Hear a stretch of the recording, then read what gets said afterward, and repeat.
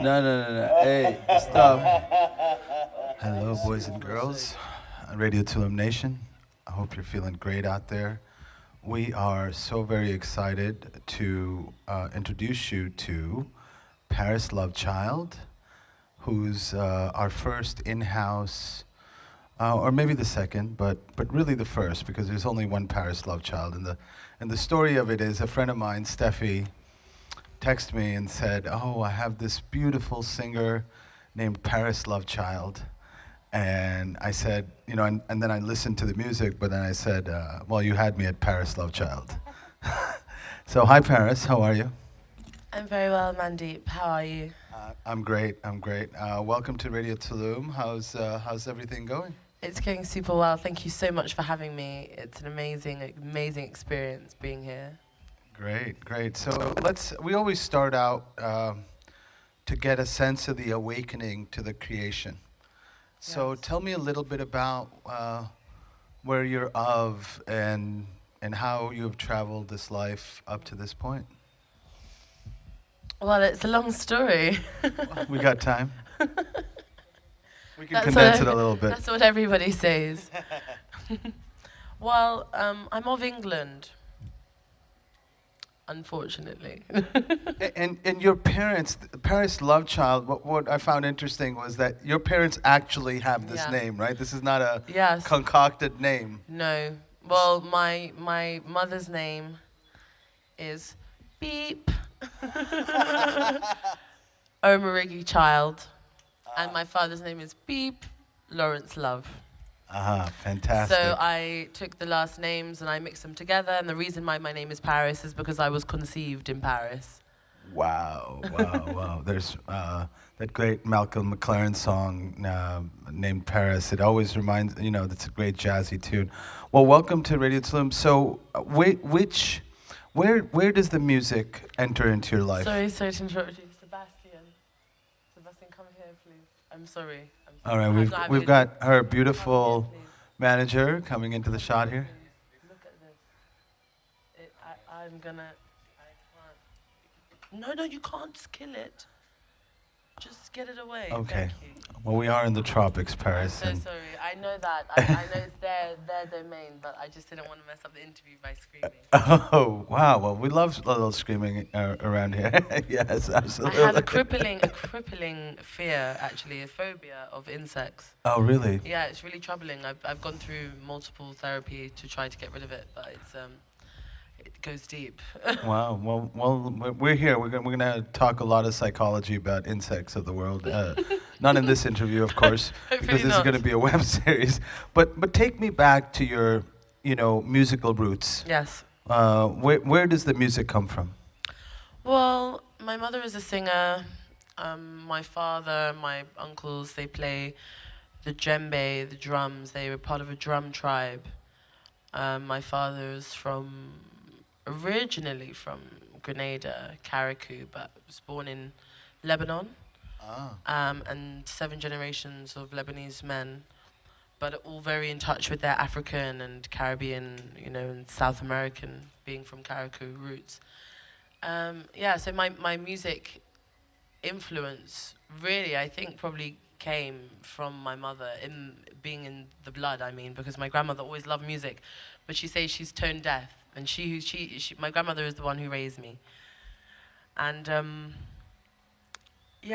from a very young age, I was singing on the stage. I think I did my first stage show at 4 years old, and I reveled in it. That's what I was born to do, apparently, was perform. I was raised on classical music. I was in the theatre, I was in the opera. I did a lot of classic arts. This was when my grandmother was in control of what music I was deemed fit to achieve. Did you have a rebellious moment against? Oh my God, yeah, So because what- I'm a heavy metalist. That's my How come thing. everybody that comes here, there's some root of heavy metal. It's What the is it? way. Ozzy Osbourne, Black Oh, no. Sabbath. All of those, definitely. I'd have to say definitely Ozzy Osbourne. He's a massive Black Sabbath was a big influence in my life. You know, I love the song. One of my favorite songs, Planet Caravan. It's really amazing. It's the complete opposite of what everyone would associate with heavy metal. It's the juxtaposition that I love in music that kind of breaks barriers and stereotypes, which is what I believe I do in a sense, and which is what I believe a lot of people do. Um, and also the rebellious. It's just such another extreme from the classical. Yeah. To the and it's also I think, I mean there is punk and heavy metal, both of them, punk. Which really are that rebellious sound when teenagers want to explore. I think that probably has. Well, it started for me at 9 years old. Oh wow. Yeah. At 9 years old, I discovered, who was it? Sex Pistols. Wow. And so I was an anarchist. I was a punk officially. I started a punk band. Unfortunately, it was around the same time that my father died, but actually it was a really good outlet for me to let go of my feelings, because I didn't actually emotionally get released from that until very, very late. So music was like a major aid to that, and then being in a punk band and, you know, having all this creative freedom to kind of do what I want with the music as well, being so young, it was really, really freeing for me, and it was comforting, you know. I was more a goth, I think, to begin with. I started off being a goth, and I was listening to more like, you know, like emo and alternative indie music. Roxy music, maybe? Pardon? Roxy music, did you ever? Roxy, yes, absolutely, yeah. You just brought back some memories. Brian Ferry, good old Brian. Yeah, oh my God. But yeah, so mostly, I think from that age, I loved guitar, a heavy guitar and a bass guitar and a good drum, you know, and it just captivated me, and I don't know, I really resonated with that. And so as I grew, my passion grew, it evolved with rock music, you know, with all alternative music, it grew, and that's when my love for heavy metal finally set in when I was about 12 years old. I started listening to Slipknot and As I Lay Dying and Bullet for My Valentine and were you 9 years old or 10 years old or 11 years old and in a band? Yeah, I was. That's crazy. What a free... And they were all way older than me as well. Of course. They were massively older. I was like 9, 10. It started 8. You know, I was like into the music, trying to write my music. And then 9 or 10, I think it was 10, I got into a band. I kind of curated my own band. And I used to admire bands like Rotting Hill Gang from my area in Notting Hill. Sorry. I was inspired by Rotting Hill Gang. I got inspired by the live set. So I thought to myself, how can I waggle my way into a band, into a live situation? So I kind of took a couple of instrumentists that I found in a couple of bands that I was going to see in my area and live, because my area is really well known for just street music. And I found some, and I just kind of took one from each, and I was like, got a little space, and I was like, can we, you know, try some stuff? They all brought their instruments, and we just did it, a jam session. That's amazing. And it just was amazing, electric music. I was just really angry, so all the music that I was like, you know, I was like really upset, so I was just screaming mostly, but their music was really beautiful, and I learned a lot, you know, I learned a lot about melodic riffs, melodic tones, frequencies. What was the next evolution of music? The next evolution of music was Arabic music. Wow. Because how did you fall upon well, your father being Lebanese? Yes, my father being Lebanese, of course. But then I went to Morocco on a intellectual exchange, rather, and I got captivated with the country, and I didn't leave. You know, I ran away, and I was like, I'm staying here. I think this was like 14, nearly 15 years old. It was a rough time for me anyway, because it was like I was supposed to be in school, and I wasn't, because I didn't actually have a school at that time, because was on a cruise before. It was all very complicated. And I didn't have a school, so it was like, okay, what am I going to do? And then I was like, okay, I'm going to go. I was part of the youth parliament. So I was like, okay, well, I'm going to keep active, you know, because I'm very about my education, but we kind of slipped up on this one factor. And I was homeschooled for a while, so then it was like I missed my time for.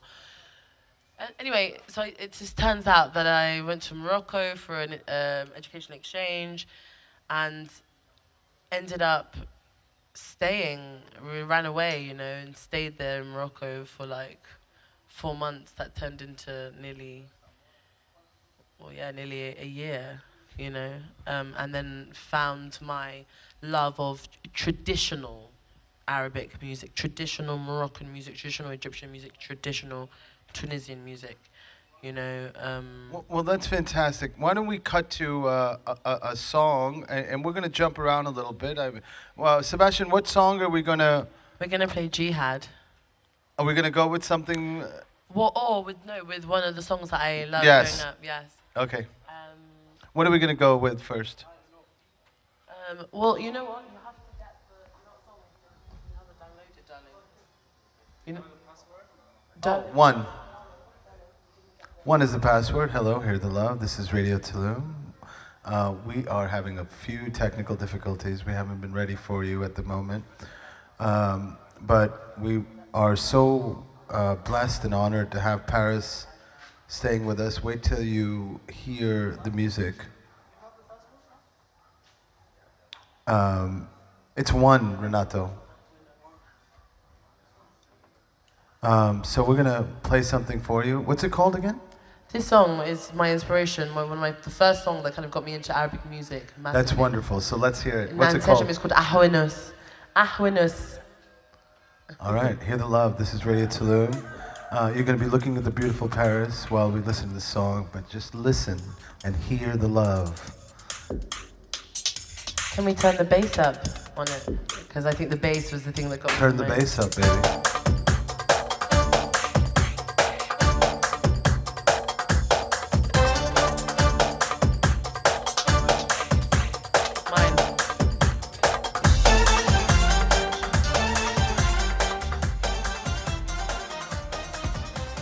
Wow, that sounds so modern to me. Much more modern than. Yeah. And it's considered traditional over there. No. Okay. This was the first song that I heard. Okay. That turned me on to Arabic music. Then went on to find much more traditional songs that I'm way more into. But I just thought I'd be honest and take you. Yeah, of course. Take you nostalgic. Yeah. Because I was like 14, 15. So obviously that was the music that was appealing to me at the time. It was young, it was fun. Yeah, it was lots of fun. You know, that was my vibe. That's great. And so what happens to Paris after Morocco? Well, I had to be dragged back to the UK, of course.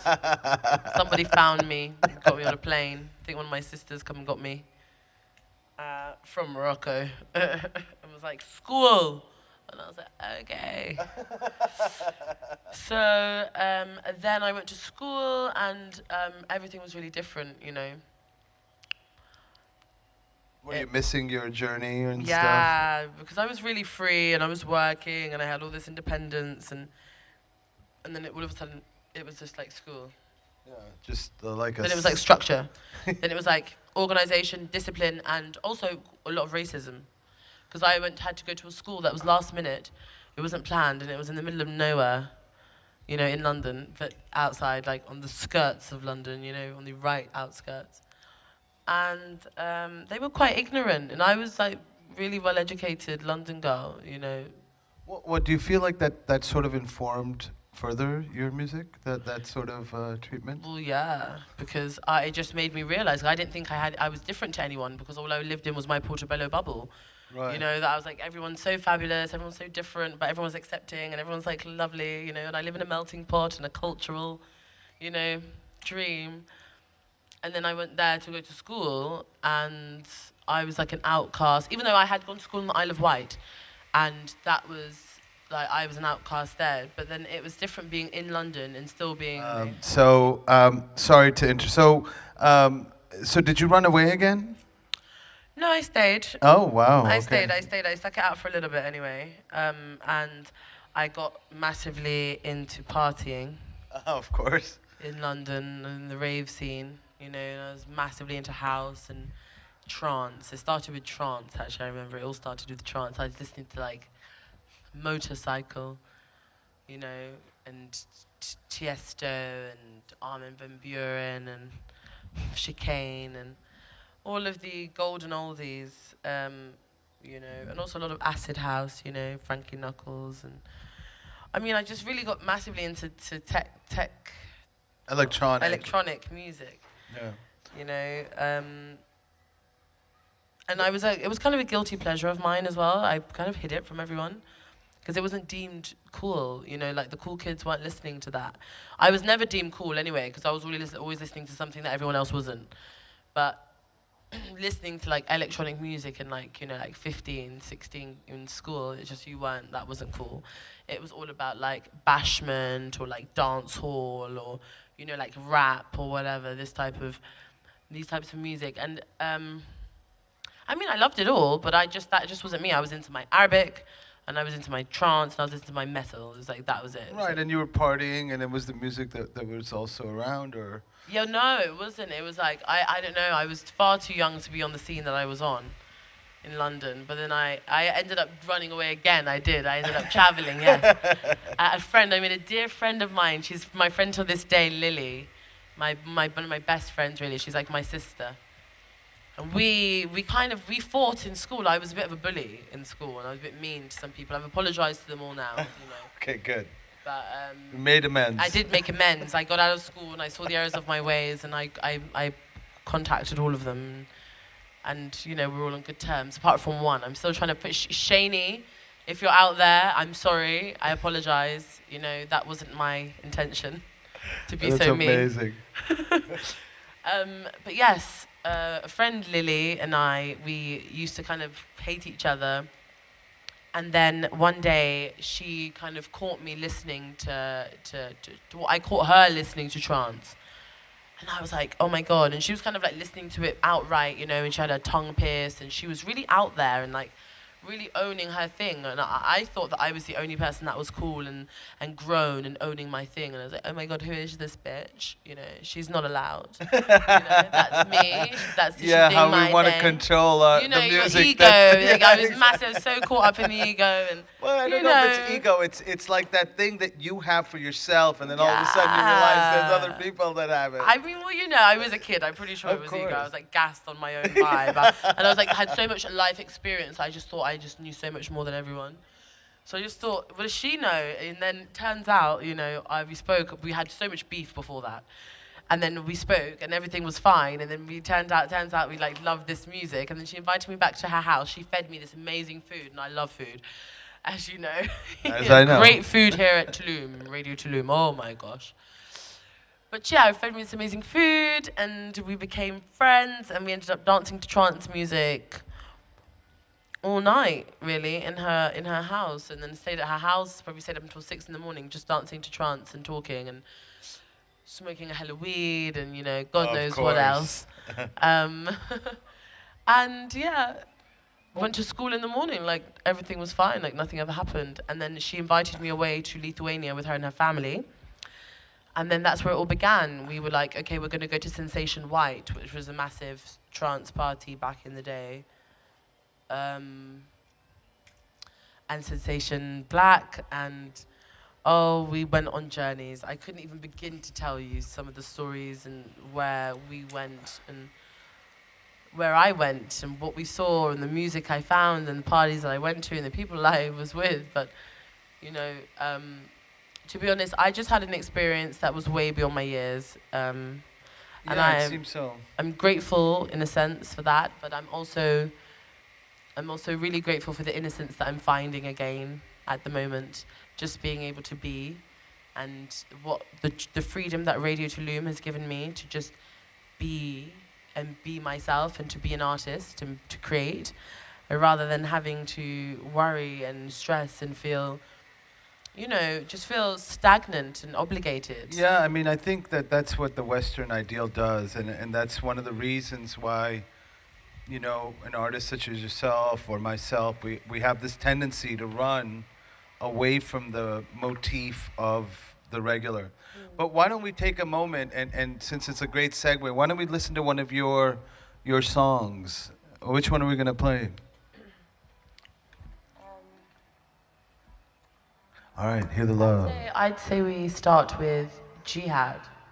Jihad. This is Paris Love Child with Jihad. Hear the love. We're on Radio Tulum.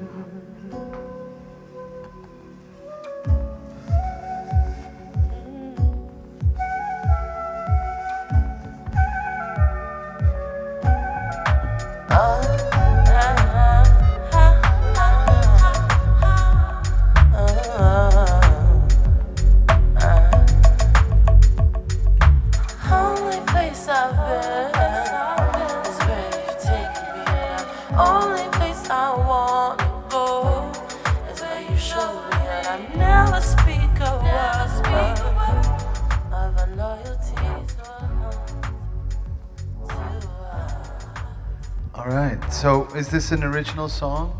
Yes. Tell me about it. Tell me why Jihad? Jihad is spiritual warfare, and this song is about God. I'm just talking about my experience, about getting high, you know, and I have had my struggles with addiction. You know, I'm still currently having my struggles with addiction. All different kinds of addiction. Addiction to love, addiction to ideologies, my ideals, addiction to smoking, all kinds of addictions. Of course. But all of my music is a reflection of God. So I look to the higher forces and the higher purpose to guide me, and that has been the only thing that's been able to guide me, and that's allowed me to stay anchored when so many times I could have gone completely the opposite direction. Somewhere else, I could have been someone else, but the light of the Lord is just always inside me. It's something that I've known since I was a little girl. I've been lucky enough to be given a prophecy to know what my purpose is here on this earth, you know, what I've been put here for. And as much as I can mess around with what I want to do with my free will, you know, I actually have a purpose that is written, you know, and... Yeah, I mean, you're one of the fortunate ones who early on were given their purpose. And when you say God, does it mean what does it mean? What does God mean? All gods. I mean, well, there's only one God for me, but there's many routes of getting there to God. The entity what of is that the one is God. God for you? Pardon? You said there's only one God for me, but there's many ways to get there. Yeah, so it's like this religion thing, you know. If we were to talk religion, I'm an omniist. I believe in every religion. I pray in all languages, in all religions, in all paths. You know, I don't believe there is just one way of worship. I just believe that we are all egotistical human beings that make it about us and about, you know, who's right about it, rather than just all knowing that, you know, we are all from different parts of the world and we all need it to make sense to us in our own way. Yeah.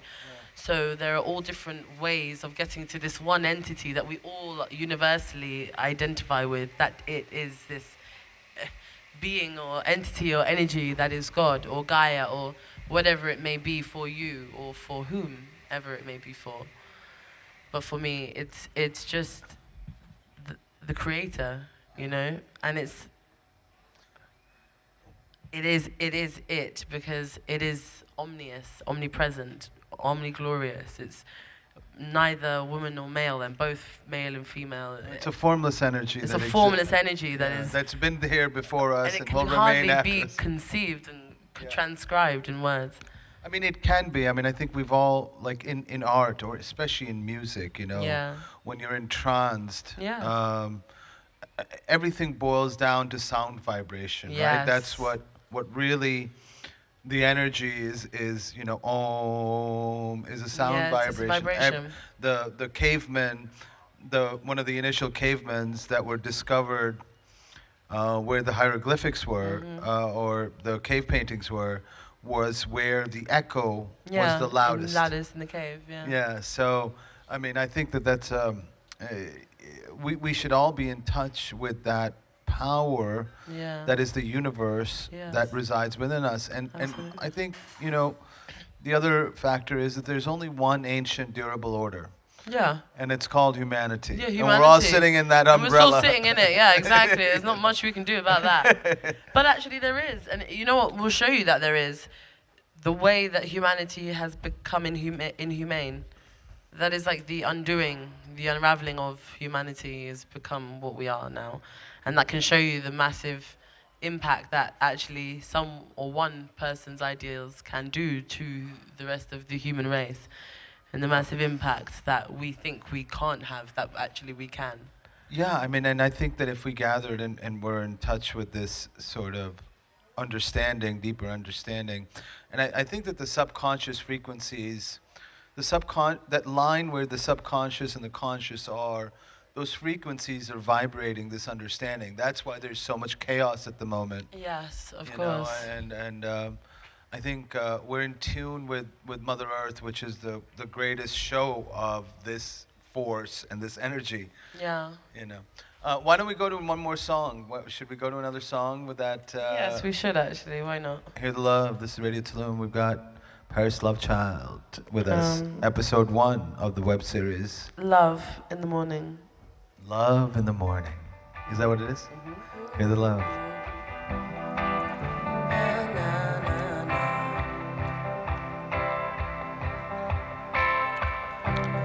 What is love? We say it's a feeling. Who is love? I say it's a being, yeah. I know it's real, 'cause I felt it touch me. Warm hands running down my back. Said you weren't looking for a girl like me. Wanted all the girls that you saw on TV, but you liked it.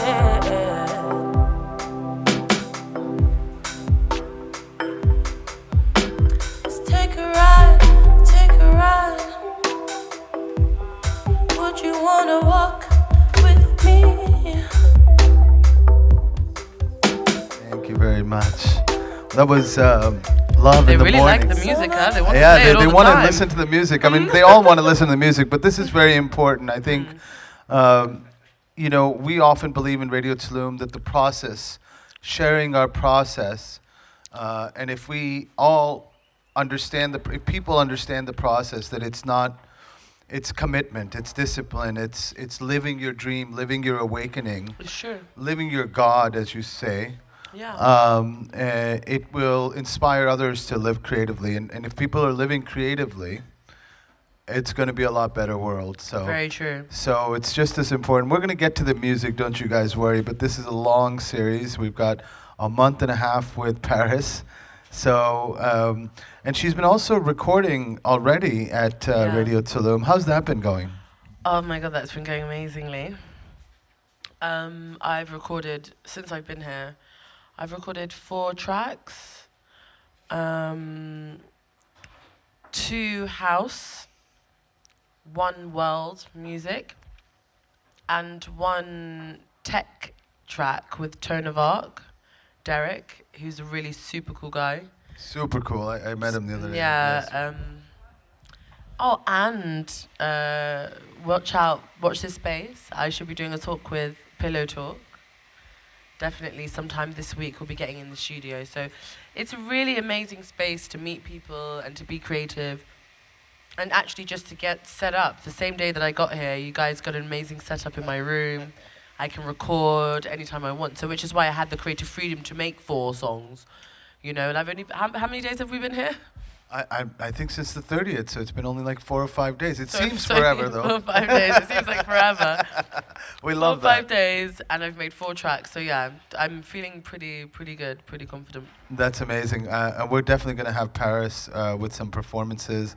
and we'll give you some backstage videos in episode 2, that the recording sessions that we have. Behind the scenes. Yes. I do love behind the scenes. Oh yes, That's where all behind the the magic scenes are the happens. most important thing. I think it's really to get to know you, Paris, and Paris as a human person. You know, alone, aside from your creativity. Yeah.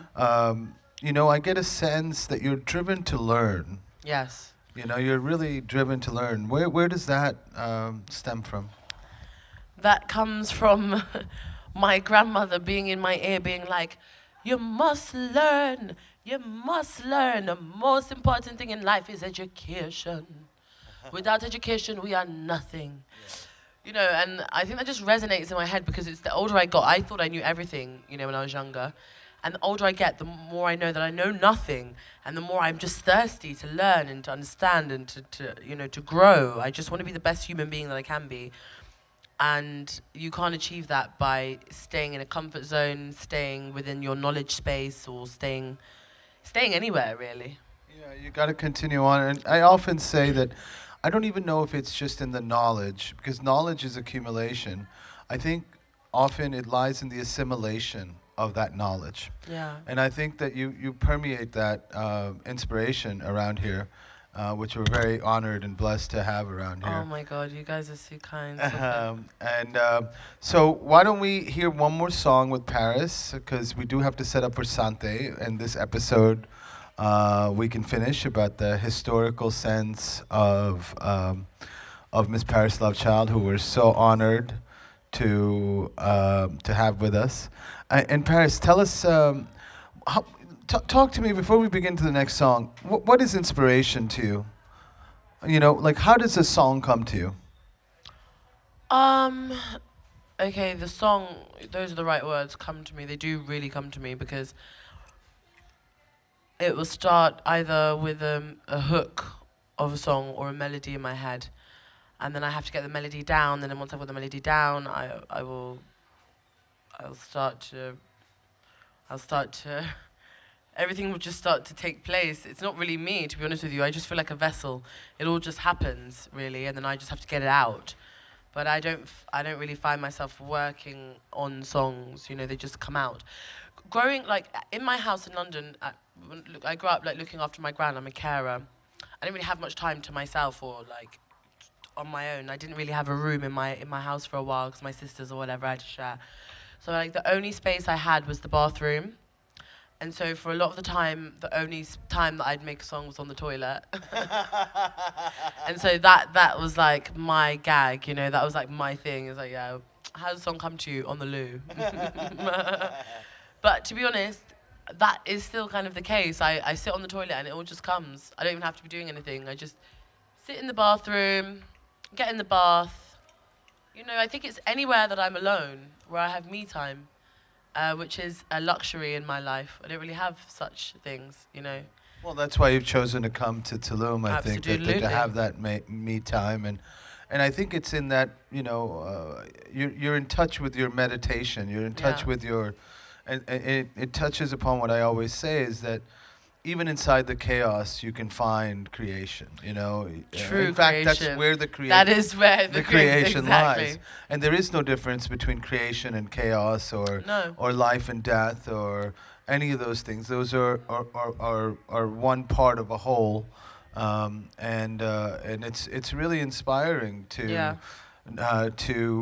for someone to admit, someone like Paris Lovechild who creates on the Louvre. Which is, you know, I mean, it's the shower singing, and what do you think about this? You know, I'm also a poet, and I often say I'm the great improviser. No, I mean, the improvisation and that self-connection is often where the root of creation is, but then you take it and you kind of harness it, because it's in the subtraction. Yeah, a thing is really made. What do you think of that? I think that's extremely true. But, you know, I'm an Aries, so I'm like, and my number day is 9, and it means the day is excess. So I struggle to take things away. I'm always like, more, add more. Yeah, exactly. You know, like, more. We're missing something. Something's missing. And it's like, no, it really isn't. You know, so I understand that now because being an artist, I have to take other people's opinions, people that are way more versed and rehearsed and qualified and educated in this industry than I am. And I have to just sit back and listen and learn and understand. And the more that I hear is, all that I hear is that it's just, you know, less. Just take away, subtract, you know, be, you know, and it's like, it's just, that's really hard for me, but that is the truth. Because I find that, you know, I'm really fortunate when I get into the studio, I can just write a track in one go, you know, and because I do it so easily, I just think I need to add things. It's not ready. I need to add. What does it sound? And no, and everyone's like, "This is perfect," and I'm like, "No, I just sang this in the studio," and it's like, they're like, "Exactly," you know, and I'm just like, "No," you know, but I get it. Well, I mean, that's funny. You're talking about a little bit of your vulnerability and a little bit of insecurity, as we all have, right? Like we all have that little bit of insecurity about what we create and how it relates. And how it's relayed. But I often say, "Fuck the audience," you know. Well, I mean, it's true because I think if you're in touch with your truth, and you express that truth, then in a universal human sense, that will connect. That's the piece that really connects. When things are too polished, I often think the entertainment is this servicing the humanity, you know, because it's really taking away something rather than adding and sharing and showing that vulnerability. So do we have Renato? Can we play another song or? He's actually busy with Sante, but that's okay. We can continue about this. Yeah, there are so many great artists just lined up, you know, here waiting. You know, it's brilliant. It's you know, your staff, they do have their work cut out. You know, like he's literally running. It's not like he's lazing back there chilling. You know, he's working hard. All right, here he is. Hear the love. This is Radio Tulum. What are we gonna listen to? I would say Palm Trees. All right, hear the love. What's the name of the song, Paris? Atlantic Blues. Atlantic Mood or Moon? Blues. Atlantic Blues. Hear the love. Paris Love Child.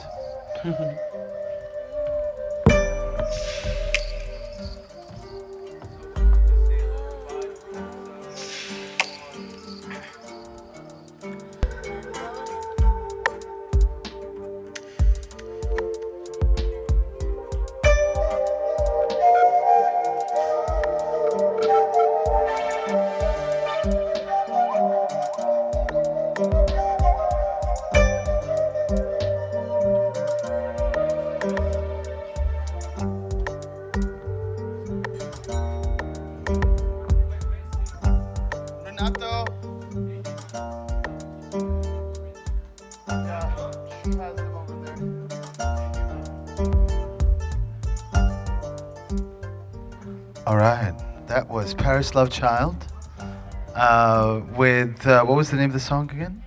Atlantic Blues. Atlantic Blues, wow. I wrote that in Portugal.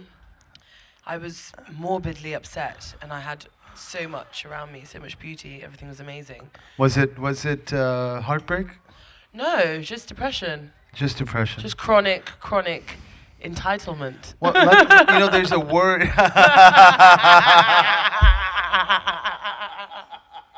Literally, in a nutshell. That's fantastic. Well, there's also a word called ennui that the French like to use, which is somewhere in between depression and nostalgia. Yeah. And I think artists often do kind of experience it. I think in the hope for... I think we linger in that place. Yeah, for the hope for writing something so beautiful, you know, something coming out of us that is that energy being used as a vessel to create something perfect in the moment, no? So speaking of perfect in the moment, which is a great segue, to end this episode 1, we need Renato back here because we have a great surprise for you. Okay, well, we can have you stand. That's not really a problem. All right, hear the love. This is Radio Tulum. Renato. Oh, Renato. Can you hear the love? We're very casual around here, as you can see, Paris. I really love that vibe. You know. I hate anything too formal. Yeah, you know? I mean, we'll do something formal, but this is a much more casual episode. All right. So the surprise is Paris is going to sing for you. What's the name of the song, Paris? Strumming. Strumming. Oh, wow. All right, hear the love. I'm going to give her the stage. I don't think it's going to be strumming, guys, but don't worry. We've got something else. Well, we have 33. Okay, tell me the importance of that number. Because combined it creates infinity. Yeah, no, it's exactly. To combine it creates infinity. It's also a very important number for human beings. We've got 33 bones in the back of in our spine. We've got supposedly 33 teeth. We've got we resonate. Let's hold off a second, please. Yeah, we resonate. Yes. Yeah, we'll let you know when we're ready to go. We're just finishing up on the name of the song here. Renato is not having a bar of it behind camera. Thank you. Yes, so it's an important number. Also, yeah, on a thermometer, it goes to 33. I mean, it's just, we don't realize it, but it's a very significant number. And for me, somehow, it just resonates, you know, and the number was just in my head for weeks and weeks and weeks, and I was like, oh, you know, and then I was just thinking about, you know, Freemasons, and, you know, so 33 degrees, and the 32nd degree is the highest form of Mason that you can, but the highest, truly highest form is the 33rd degree, which is like the all-seeing eye, empowered, light-being person that apparently is at the head of that, but everything, it just, you know, I don't know, everything just led back to this number, so I thought, why not, you know? Yeah, and I think that song was the only song that I actually tried to make, because that number was so significant. I thought maybe there was a message that had to be got across, and I just started singing to this beat, and this is just what came out, so yeah. This is amazing. All right, hear the love. This is Paris Love Child with 33. Na, na, na, na. Oh,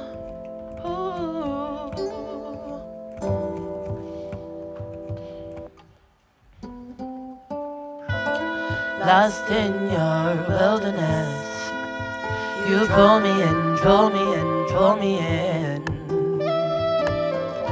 Taken by your explosivity, captivated with your simplicity. You know what I want when I want it, but you don't seem to know how to get it, boy. What am I to do but try to sign to you?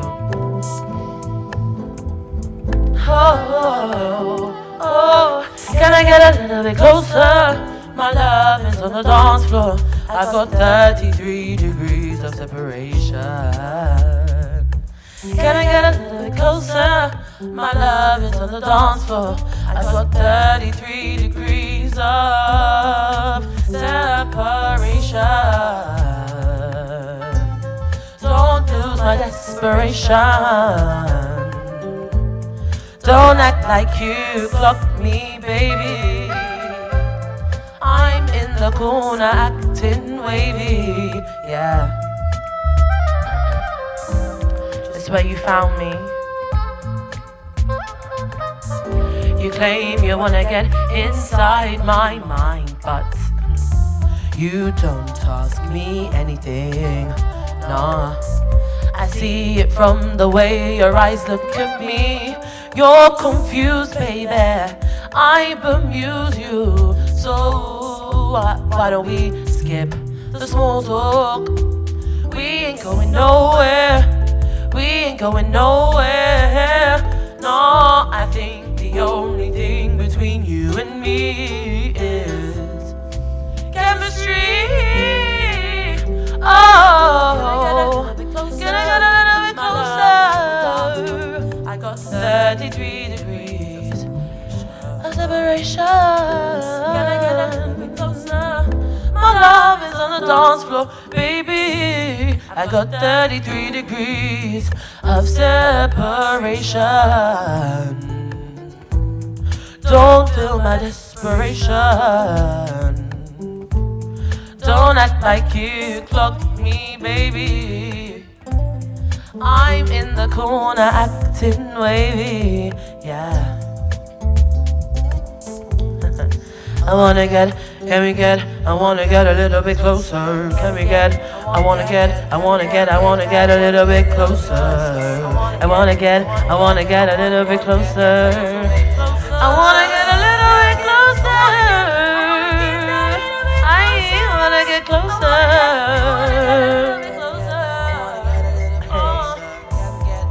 I'm lost.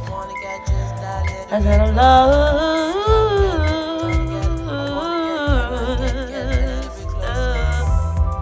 I'm lost in your eyes and your smile. Your voice, it just drives me wild. I'm lost in your eyes and your smile. Your voice, it drives me wild. Oh, can I get a little bit closer? My love is on the dance floor. I've got 33 degrees of separation. Can I get a little bit closer? My love is on the dance floor, baby. I've got 33 degrees of separation.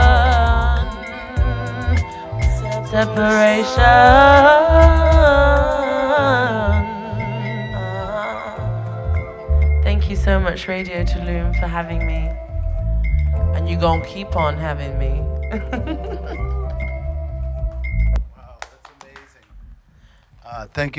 Thank you for joining us, Radio Tulum Nation.